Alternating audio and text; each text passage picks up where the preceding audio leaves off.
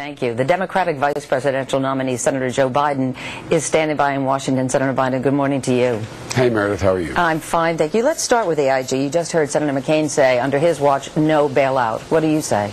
Under his watch, we went up on the shoals here. The idea here is that, if you're going to hire a doctor to operate on you just been convicted of malpractice, are you going to do that?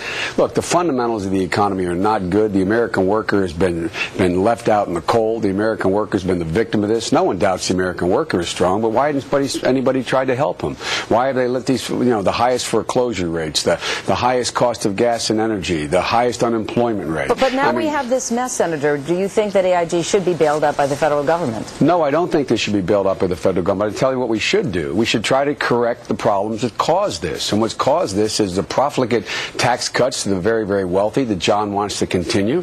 What's caused this is the failure to have regulations so that, in fact, John talks about these CEOs getting these big bailout packages. Well, why didn't he support the legislation we have been proposing that says that if you're going to declare bankruptcy, you got to throw the CEO in the mix as well as everybody else? Why didn't he support the proposals that we have to allow in bankruptcy a federal bankruptcy judge to renegotiate the principal of your mortgage? Why didn't he do something to help the middle class people who are hurting very badly? It's their government, and it's this government's policies that have caused them to get in great trouble.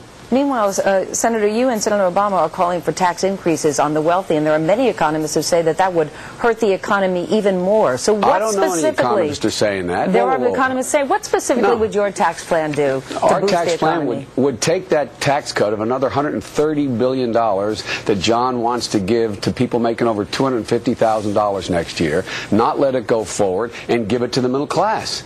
The very people who desperately need it to stay in their homes, to buy food, to take care of the gas, to fill up their tank, to be able to go out and buy a toaster to the employed people. We would also invest $70 billion in infrastructure, new bridges, roads, airports, ports, which have serious impact on employment, and hire another million people making $50,000 a year. Give some help to the middle class here. You haven't heard the phrase middle class part the lips of our opponents. You haven't heard the president even use the word middle class. And Senator, tell me how the wealthy are going to get us out of this with an additional tax cut. Senator, we've had 8 years of Republicans in the White House. Now we have an economic crisis. You would think that the Democrats would be, the people would be rushing over to the Democrats. But if you look at the Gallup poll, before the conventions, Obama campaign had a 16-point lead over the McCain campaign on economic issues. That has dropped to just 3 points in the past week.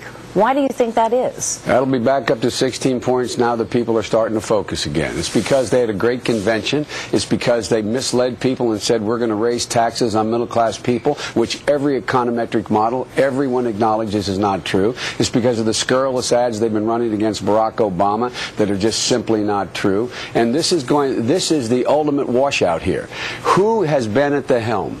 Who has been at the helm the last 8 years? What policies have caused this? We're $1 trillion in debt to the Chinese and to foreign banks. We have a $400 billion deficit on this administration's watch. We've cut the regulation that caused us not have the inability to have any transparency, to know about the greed John is talking about, that John supported cutting this. Senator Biden, it's about time we get a life here and look at who's been in charge. Senator Biden, you mentioned the ads. You put out a statement calling the McCain campaign the sleaziest in modern history. No, that's not true. I didn't say that. I didn't say that. I said what they're doing is they're engaging what every one of the major news organizations has pointed out, that they're engaging in ads that are simply not true. Like saying Barack Obama wants to teach sex education to kids in kindergarten when the very thing he said was how to teach kids to stay away from child predators. That's the Karl Rove method.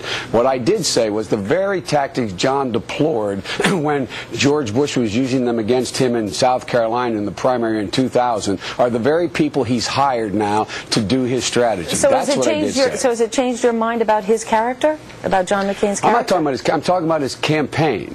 His campaign. You can use whatever words you want. His campaign is engaging in the same tactics that were used against him, that he deplored and everyone deplored in the year 2000. They're the same tactics, the same guys, not all of them, but some of the same guys like Black have been hired to do it to Barack Obama now. That I find really disappointing. Senator Joe Biden, as always, thank you very much for your time this morning.